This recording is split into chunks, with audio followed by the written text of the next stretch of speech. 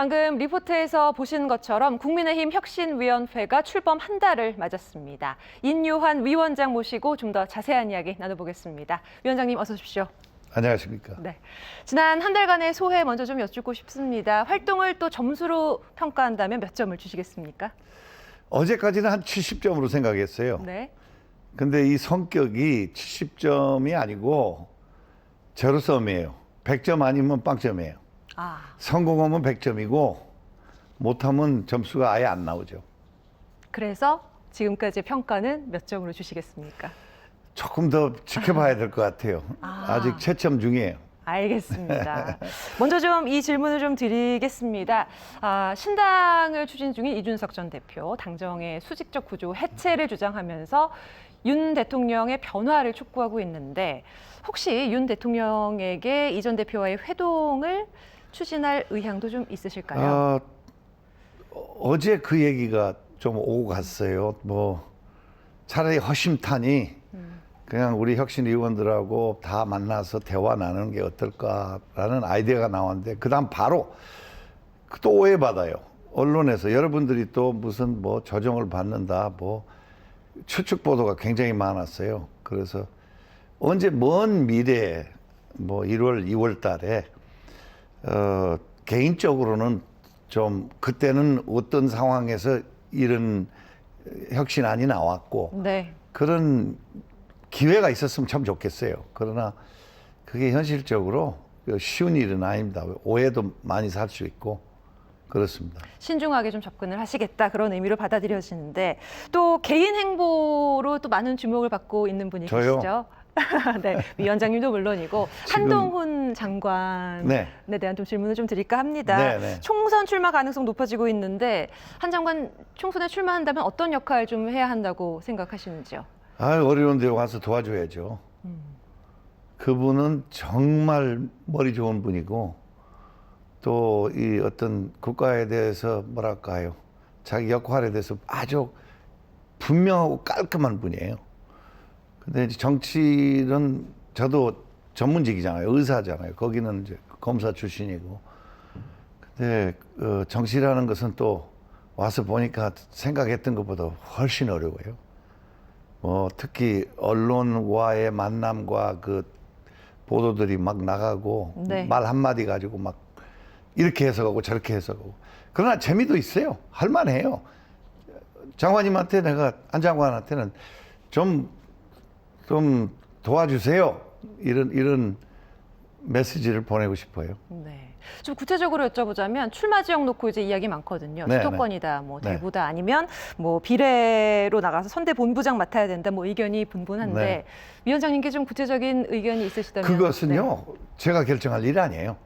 한 장관한테 전적으로 맡깁니다. 그분을 존중합니다. 저보다 머리가 더 좋은 것 같아, 내가 보니까. 그분이 그거는 잘 심사숙고해서 현명한 판단할 거리라고 생각해요. 원희룡 장관 같은 경우에는 정말 어제 눈물이 나더라고요. 전화 통화도 왔고 고민 중이라고. 네. 근데 아직 완전히 100% 정해진 건 아닌데 너무너무 고마운 얘기예요. 혁신의 시작이 원희룡 장관님이 네. 아닌가 이런 생각이 듭니다. 그렇지 않아도 뭐 말씀드리려고 했는데 총선에 임한다면 뭐 어떤 선택지든 가겠다 뭐 이렇게 얘기하셔서 고마움을 그렇죠. 바로 표시를 하셨습니다. 그렇죠. 우리가 아무리 이론을 가지고 얘기해도 행동이 나오지 않으면 이거 성공할 수 없습니다. 네. 또 많은 분들의 추측이 그렇다면 이재명 대표와의 대결이 과연 맞는 부분일까? 또 이런 또 지적들도 있거든요. 중요한 자산이니까. 누가 무서워요? 네. 이재명 대표하고 대결하는 거 적극 지지합니다. 그래야 민주주의의 꽃이 선거인데 잔치고 또 재미난 경기기도 하고 그런 성격도 갖고 그리고 아주 저는 그렇게 한다면은 네. 전 적극적으로 지지합니다. 원 장관님하고도 이런 대화를 혹시 나눈 적이 있으신가요? 아니요. 긴 대화 나누지는 않았는데 이제 그저께 행사에서 보고 네. 그다음에 전화가 와서 자기가 개인적으로 저한테 아침에 대화를 못해서 미안하다. 좀 더 구체적인 얘기하고 싶었는데 지금 고민 중이라고 그렇게만 표현했고 더도 아니고 덜도 아니고. 그래서 저는 그냥 감사합니다. 사의를 표현했죠. 구체적인 윤곽은 좀 언제쯤 나올까요? 곧 나오지 않겠습니까? 근데 우리가요, 다 급해요. 특히 취재한 분들이 와서. 근데 국회에 이제 일정이 남아있단 말입니다. 그리고 장관님으로서 이제 그 예산 문제 반영하는 것도 남아있고. 그러니까, 12월 첫 주까지는 좀 기다려봐야 되지 않겠어요? 네. 길게 봐서는 예비 선거 등록하고 그럴 때까지 그때가 이제 좀 이 혁신이 빨라지겠죠. 네, 멀지 않은 미래라는 네, 생각이 네, 듭니다.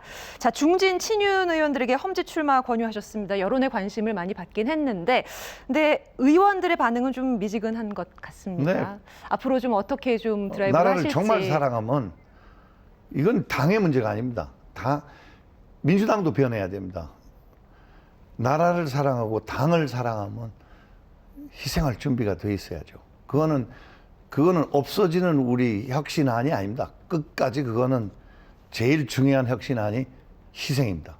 그럼 앞으로 더 나아가서 혁신위의 이제 공식 안건 채택도 고려를 하는 중이신가요? 그건 제가 결정할 건 아니고 우리 혁신 의원들이 회의를 하고 그다음에 이제 대덕을 우리가 갔다 왔으니까 이제 R&D에 대해서도 남아 있고 이제 뚜벅뚜벅 가고 있으니까 조금 현명한 판단을 하리라고 생각합니다. 혁신 의원들이. 네.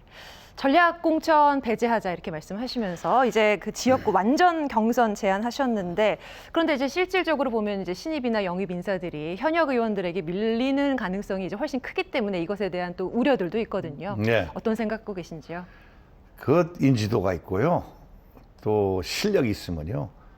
무슨 오픈 프라이머리 같이 이걸 그냥 순수하게 경쟁력으로 국민들이 또 그걸 바라고 원하는 거예요.